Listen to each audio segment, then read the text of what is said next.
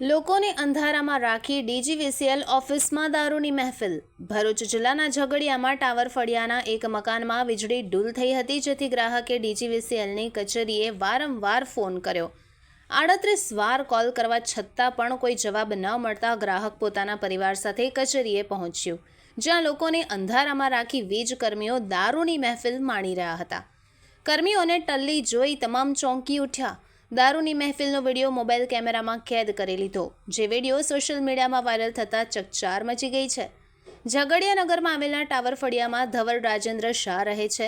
રવિવારના રોજ તેમના ફળિયામાં વીજળી ડૂલ થઈ ગઈ હતી, જેથી વીજકર્મીઓએ આવી વીજ લાઇનની મરામત કરી લાઇટ ચાલુ કરી દીધી હતી.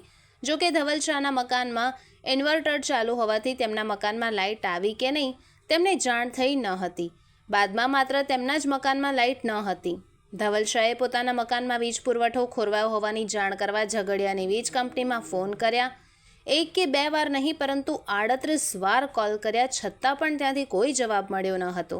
રાત્રિનો સમય થવા આવ્યો હોય તેઓ પોતાની પત્ની અને માતા સાથે ઝઘડિયાની ડીજીવીસીએલ કચેરી ખાતે આવી પહોંચ્યા, જ્યાં વીજ કચેરીએ જઈને જોતાં જ તેમના હોશ ઉડી ગયા.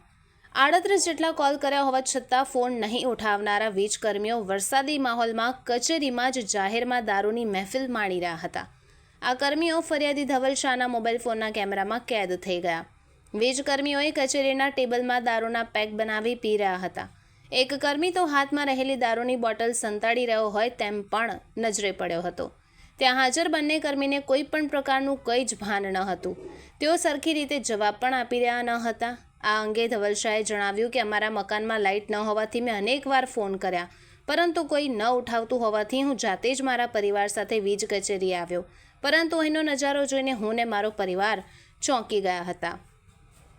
આજે જે સોશિયલ મીડિયામાં જે વિડીયો સર્ક્યુલેટ થયું છે ઝઘડિયા પેટા વિભાગી કચેરીનું, ડીજીવીસીએલની કચેરીનું, એમાં કચેરીની અંદર જે કંઈક રીતે જોવા મળેલા છે એ નિંદનીય છે ને આપણે અત્યારે કચેરીથી જે તે સ્ટાફ એમાં ઇન્વોલ્વ હોય એવું એ લોકો ઉપર આપણા જે ઉપરી કચેરી મુજબ ને અહીંયાથી જે કંઈ શિસ્તના પગલાં લેવામાં આવશે ને એ કાર્યવાહી કાલથી જ ચાલુ થઈ ગયેલી છે ને ઉપરી કચેરીને એ બાબતની જાણ કરી દીધી છે ને એ લોકો ઉપર જે કંઈ ડિસિપ્લિનરી એક્શન કે જે કંઈ આપણી કંપની નિયમ મુજબ કરવાનું કાર્યવાહીની રહેશે એ આગળ આપણે કરીશું એમ.